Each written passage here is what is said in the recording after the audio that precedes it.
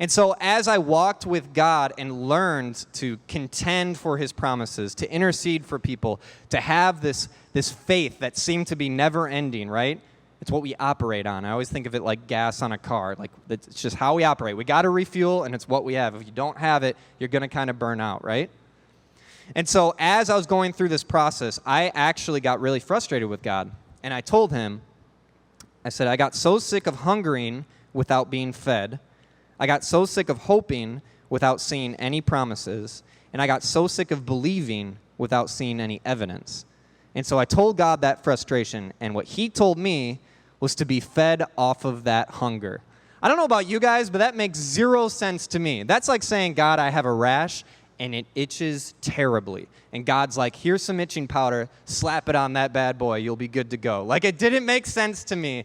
How are you supposed to get fed off of your hunger?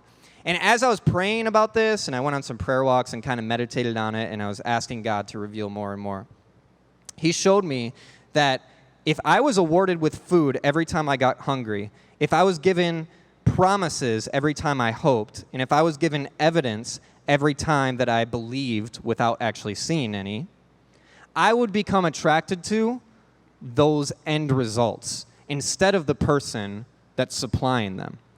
Does that make sense? See, everybody's like, oh, this is something that I feel like most people say, I love my mother's cooking, right? Like when they get older, they go out on their own or whatever it is. They're like, oh, I could really go for some mom's like good old home cooking, right? But I think when you think of those things, you're not just thinking of the food, right? You're thinking of the memories that were made there, the environment, how it was always there, how it was always a reliable dish, right? And you're focused really on the person that it came from. I feel like if I asked most people if I could create a restaurant where they only make dishes that your mom makes and it would taste the exact same, would you go to that restaurant every day? Probably not, right? They'd go every once in a while, but they really want to go home and have dinner with their mom who cooked that home meal and kind of re-experience that, right? They're attracted to the person that it came from. And so I just realized this: if I was awarded with food, promises, and evidence rather than God who is supplying them, I would be driven to the wrong thing.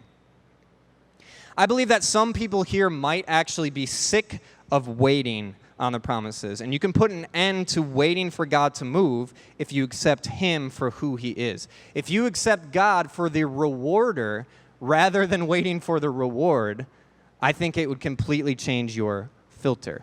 It would completely change the way that you see things. It would completely change the world that we live in. Hebrews 11:6 talks about this a little bit. And I'm going to read it through here because I actually think I have a different version that I gave you, Karen. And without faith, it is impossible to please him. For whoever would draw near to God must believe that he exists and that he rewards those who seek him. If you really look at this scripture, it's not putting the focus on the rewards. It's putting the focus on the rewarder, right? Without having faith, it's impossible to please him. Why? Because without having that faith, you're not knowing who he really is. And you don't really need a lot of faith if you're just focused on the rewards or the promises or the blessings. But rather, if you're focused on him, who's the one who wants to give those to you, that's when you begin to grow and mature in your identity that he's created for you.